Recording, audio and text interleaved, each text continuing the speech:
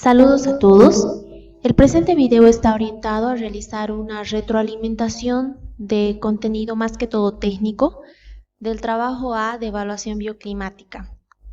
Estos elementos que les voy a ir presentando van a servir para poder complementar los trabajos que teníamos y que realmente estos signifiquen un resultado que va a ser aplicado en el trabajo que nos encontramos realizando ahora, que es el de habilitación climática.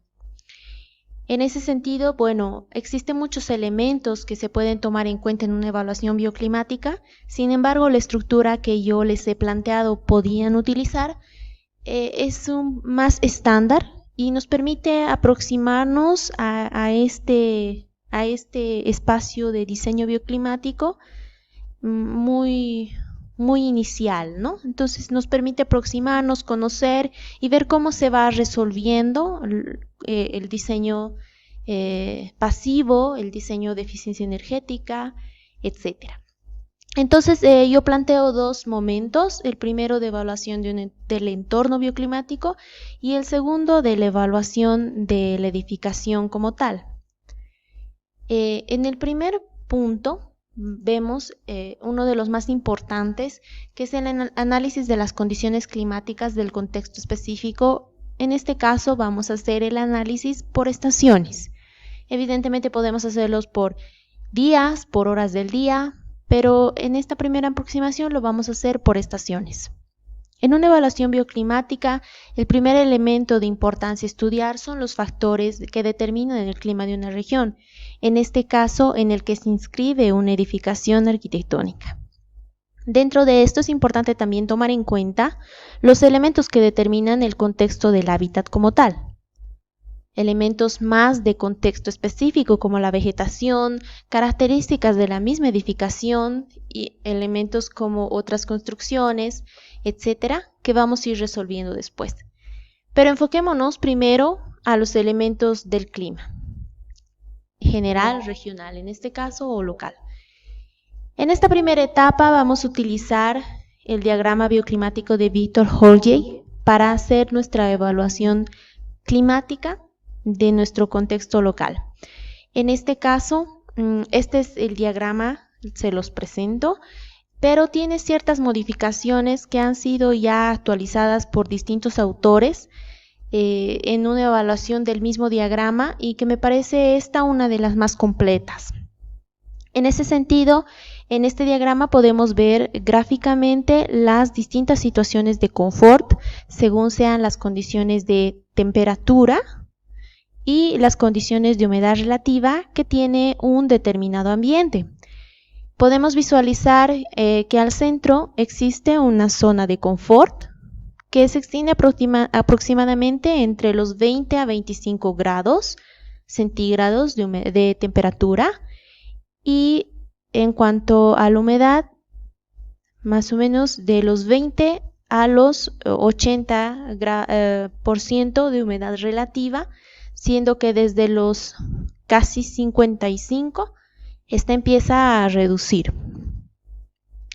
Esta zona de confort es modificable y estas son las líneas de modificación dependiendo al mecanismo que se utilice para esta habilitación de una zona de confort más grande.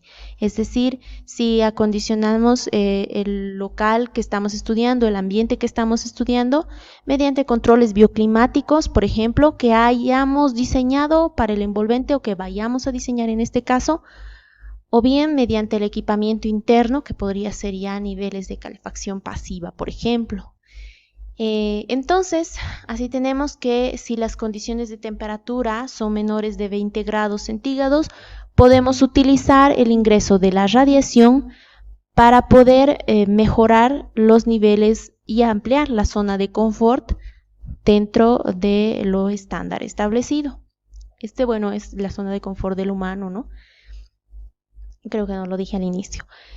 A partir de los 20 grados centígrados para arriba, se entiende que existe una necesidad de sombra. Es por eso que esta línea de acá es la línea de sombra.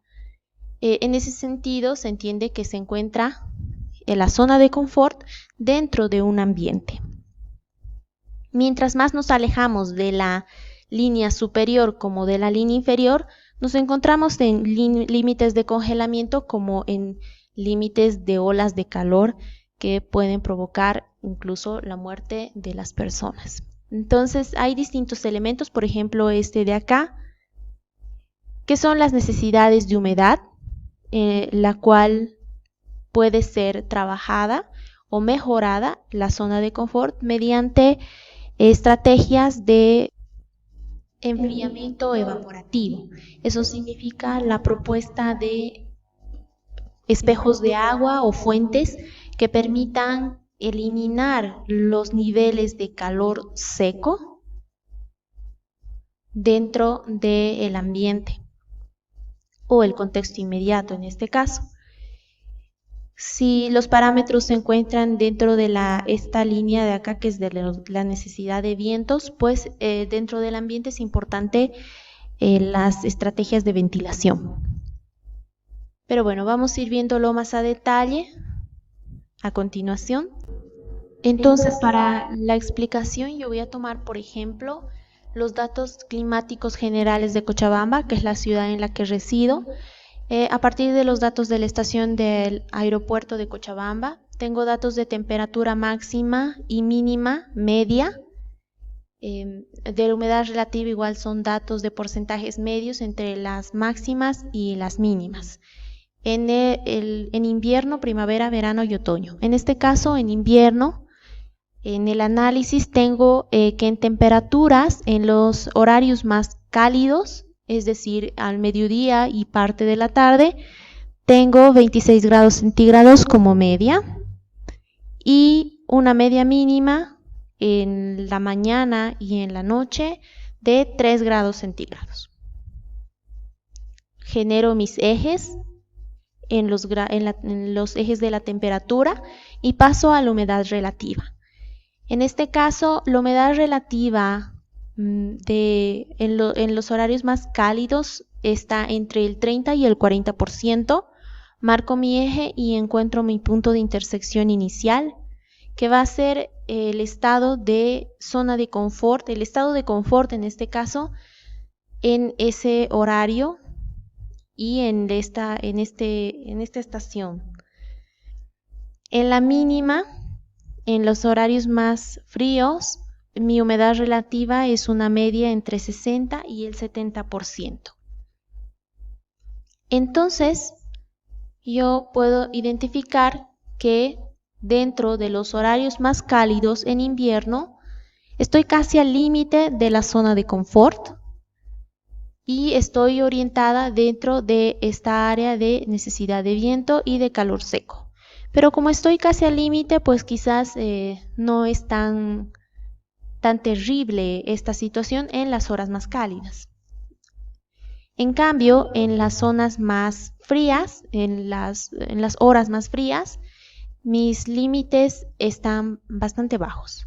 Incluso está por debajo de la necesidad de sol y de la configuración modificable de la zona de confort. Es decir, la zona de confort solo se puede modificar hasta el límite de la necesidad de sol. En este sentido, bajo un diseño bioclimático no podría llegar a sostener este límite de zona de confort. Estos elementos obviamente son resueltos y pueden ser resueltos con sistemas de climatización pasiva, en este caso una propuesta de diseño bioclimático, así como también elementos característicos de la vestimenta de las personas. Es evidente que esto hace mucho y en especial en las noches, ¿no? Los límites, sabemos que, bueno, como les había planteado al inicio, estos son temperaturas y humedad relativa medias. En Cochabamba, en invierno, a veces se llega hasta grados bajo cero. Entonces son puntos que ya están fuera de los límites en los que puede sobrevivir un ser humano. Y bueno, no llegamos todavía a los 50 grados, entonces van a notar en los siguientes cuadros que siempre nos manejamos en esa área. Pasamos a primavera. En primavera tenemos una media de temperatura en grados centígrados entre 25 y 30, la máxima, y entre 10 y 15 la mínima en primavera, ¿no? Humedad relativa en los horarios cálidos está entre 30 y 40, más que todo en 40, y en los horarios menores o fríos en 70. De esta manera, pues nuestro punto en las horas más cálidas del día ya se encuentra fuera de nuestra zona de confort, ¿no? Tenemos una necesidad de ventilación y además tenemos la necesidad de una estrategia de humidificación del ambiente. En las horas más frías necesitamos la radiación solar, una radiación solar media.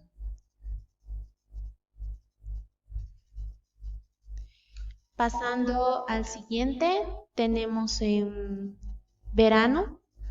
En verano tenemos una media entre 25 y 30 grados, más al lado de 25. Entonces esto nos mantiene casi al límite de la zona de confort en la temperatura media máxima, ¿no? Igual que en invierno estamos casi al límite de la zona de confort. Y en cuanto a las temperaturas mínimas, con la humedad relativa de 80%, estamos igual dentro de un margen de una necesidad de sol intermedia. Esto es importante notar. En verano evidentemente existen diferentes temperaturas y algunos días llegamos casi a los 31, ¿no? Entonces cuando llegamos a los 31 grados, normalmente la humedad baja porque existe más evaporación del ambiente. Entonces el fenómeno es que baja y estamos entre, digamos, los 30 a 50 grados, digo porcentaje, y ya salimos del calor seco. Claro, porque la humedad se está evaporando, ¿no? Entonces hay más humidificación del aire, que son elementos diferentes. Entonces, en este punto, en verano, en este caso, ya no es necesario una humidificación artificial o inducida, una necesidad de humedad para eliminar el calor seco. Sin embargo, son características ya más detalladas, por ejemplo, de días particulares, días específicos y elementos que vamos a ir viendo después. Por último, en otoño también nos encontramos dentro del calor seco, en una media de 25 a 30 grados centígrados en temperatura, un porcentaje de humedad del 30 a 40%, y en las temperaturas más bajas, entre 70 y 80% de humedad relativa, ya necesitamos un sol más completo, es decir, más radiación solar, más necesidad de sol en los ambientes. Es modificable el calor seco con ventilación y con humidificación del aire. Entonces tenemos las 4 estaciones prácticamente como les he ido presentando.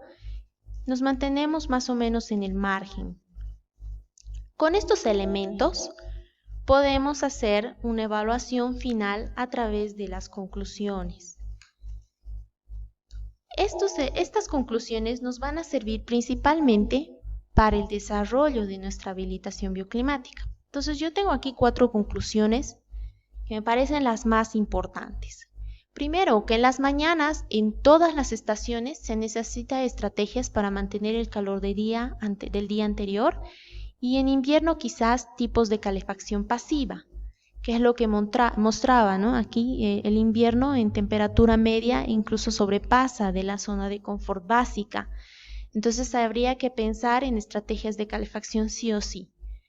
Pero en general los demás pueden manejarse dentro de un rango de necesidad de sol, de un diseño bioclimático que permita mayor apertura al sol. Entonces esa es mi primera consigna o mi primera premisa de diseño en todo caso. Segundo, en las horas de alta temperatura en el transcurso del día se debe prever la ventilación de ambientes bajo la media predominante en otoño y primavera. Esto porque en otoño en primavera teníamos la necesidad, dentro del calor seco, la necesidad de vientos, ¿no? Y en otoño, de igual manera. Si bien en verano estábamos casi al límite, al igual que en invierno, que todavía es manejable, se tiene que tomar en cuenta que, por ejemplo, en primavera esto tiende a subir en la mayoría de los días. Igual en otoño, siempre es un poco más cálido. En las horas de alta temperatura en el transcurso del día, el clima se encuentra dentro de un margen de calor seco, por tanto es posible proponer estrategias de enfriamiento evaporativo. Lo que explicaba, ¿no? La mayoría de las veces nos encontramos dentro del calor seco y es importante proponer estos elementos que van a permitir la humidificación del aire. Ahora, esto no siempre se da, por ejemplo, con fuentes, con algunos espejos de agua que son muy queridos en el diseño arquitectónico, sino también puede darse con elementos naturales, por ejemplo, la propuesta de mayor vegetación dentro de nuestros terrenos de emplazamiento de nuestras viviendas o del proyecto que tengamos.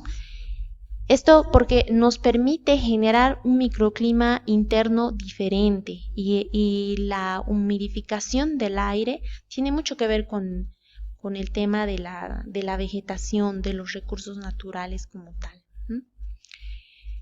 Entonces, ¿existen estrategias de espejos de agua? Sí, pero también de elementos naturales que podrían ayudar a mejorar esta temperatura seca, este calor seco, que en este caso tiene Cochabamba. En las horas de alta temperatura en el transcurso del día existe una necesidad de sombra. Evidentemente, porque en todas las zonas de alta temperatura nos encontramos por la media de la necesidad de sombra. Esto es importante tomar en cuenta porque en otros países, no tanto en Bolivia, hay límites en los que solo se encuentran para abajo o límites en los que solo se encuentran para arriba.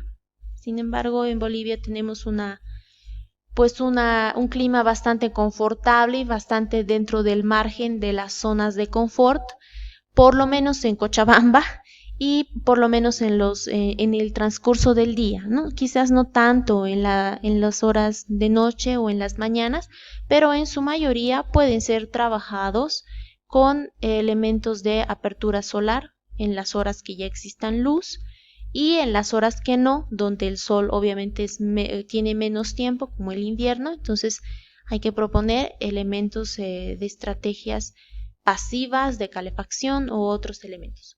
Entonces quizás ese era el punto quinto que no lo puse, pero son estas las conclusiones que me van a permitir a partir de ello tener una premisa inicial de diseño arquitectónico o en este caso, habilitación bioclimática del ambiente o de los ambientes que yo estoy trabajando. Ahora, evidentemente hay otros elementos dentro de este análisis que van a modificar los ambientes, el clima de la edificación como tal, y obviamente esto va a estar inscrito en el análisis de los factores modificatorios del clima general.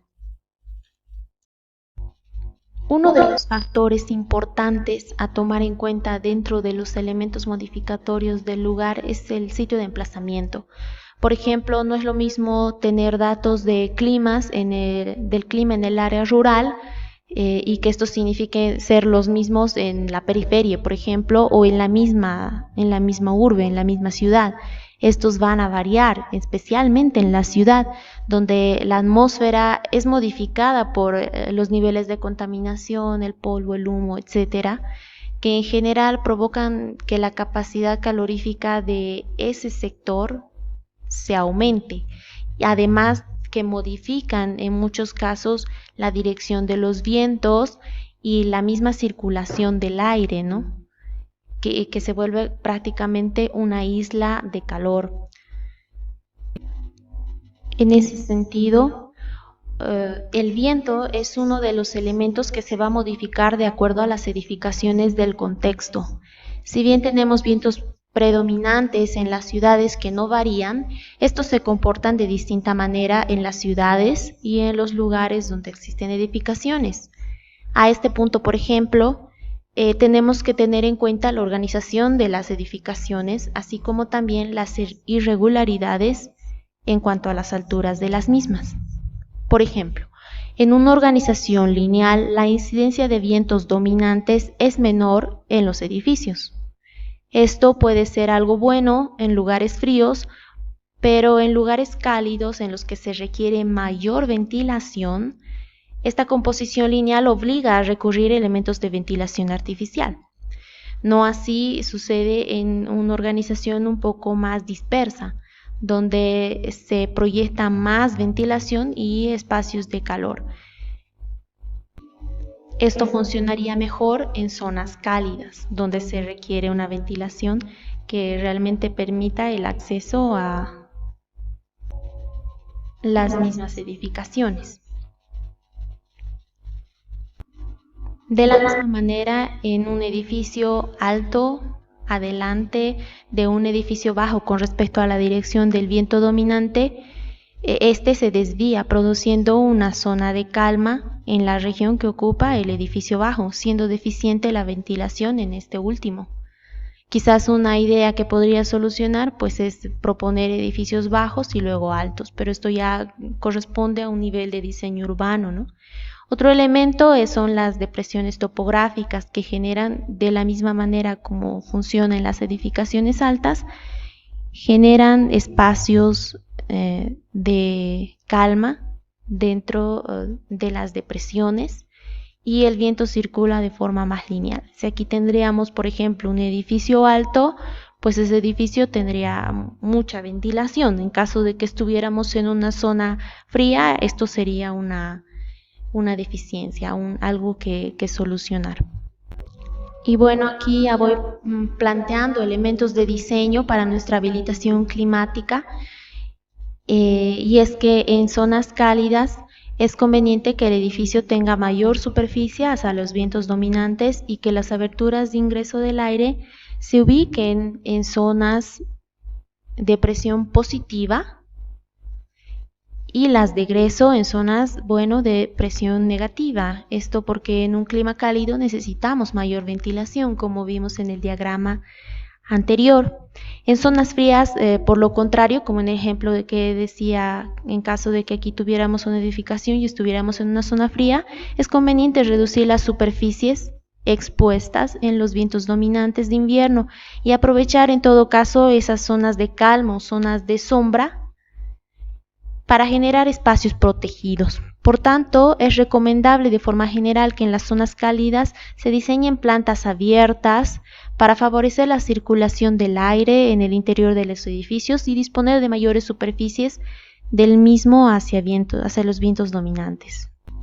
Pero bueno, en general no solo las características construidas son determinantes y modificatorios del clima del contexto específico, sino también los elementos naturales y la ubicación de los mismos en torno a la edificación. Y es que, como habíamos planteado desde el inicio, el diseño bioclimático es una mezcla de recursos construidos, pero también de recursos naturales. Entonces, elementos como árboles que generen barreras naturales de protección hacia los vientos en caso de ser necesarios y en lugares en los que sean necesarios, van a colaborar en el diseño y en el confort bioclimático de la edificación. La forma como tal, de igual manera, y es algo que, vamos a ver en la evaluación de la edificación, que es nuestro siguiente punto. Hasta aquí tenemos la evaluación general. Hay algunos elementos que no los he tocado, pero sí he tocado los más importantes que a nivel técnico van a servirnos para tener las premisas de diseño que necesitamos en la habilitación climática. Tenemos que tomar en cuenta la vegetación existente del lugar, no solo como un elemento decorativo o como que sí, aquí hay varios árboles y yo los describo, hago mi ficha y listo, sino que tenemos que estudiarlos y ver cómo estos elementos van a incidir en el comportamiento de la edificación. Esto es importante porque, como les planteaba al inicio, tenemos datos iniciales, ¿no es cierto? Yo tomaba los datos del de Cenami, que está en la estación del aeropuerto de Cochabamba, pero estos datos son datos generales que sí me permiten entender cómo funciona el clima en la ciudad, pero no así entender cómo funciona el clima en un contexto más específico, como por ejemplo una vivienda. Entonces, ¿qué pasa si en la vivienda yo tengo un edificio muy alto a mi lado, como por ejemplo acá, y aquí en pequeñito resulta que está mi vivienda? ¿Cómo yo puedo proponer una habilitación climática solo basándome en los datos del Cenami o del aeropuerto? No es posible, ¿verdad? Porque hay elementos que van a ir más allá de esos datos generales y que yo tengo que entenderlos.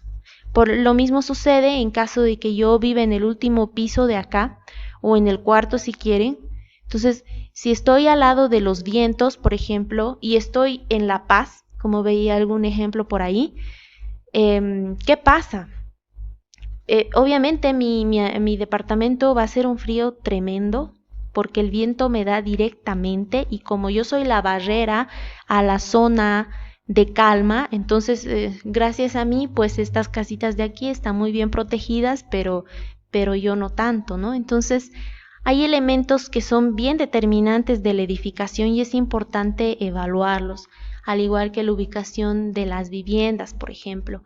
Veía que había un proyecto que se encontraba en el municipio de Sacaba y hay muy poca edificación alrededor. Tiene una imagen en Google Maps muy interesante y hay pocos edificios. Entonces, la configuración del viento y de la ventilación, de las áreas de calor, que son estas marcadas en plomo, no va a ser lo mismo que, por ejemplo, alguien que viva en la avenida Uyuni, aquí en Cochabamba, ¿no?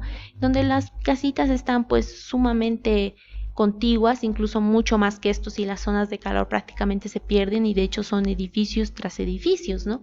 Entonces, me interesa mucho retomar estos elementos que les he presentado, también un poco ya a nivel de diseño, que no tendrían que estar mucho en la evaluación, pero que son importantes, para que comprendamos cuáles son los alcances de esta evaluación y realmente hasta qué punto nos permite entender la evaluación, entender cómo está funcionando nuestra vivienda o el ambiente en el que nosotros estamos habitando o trabajando. En algunos casos vi que estaban haciendo de sus oficinas. Pues bueno, hasta aquí este primer video. En el siguiente video vamos a ver el tema de las edificaciones, la evaluación de la edificación como tal, y lo vamos a enfocar más a un nivel técnico y ya de diseño, que va a ir muy vinculado a la habilitación bioclimática, pero eso ya les explico en el siguiente video. Saludos hasta aquí y pues nos vemos en el siguiente.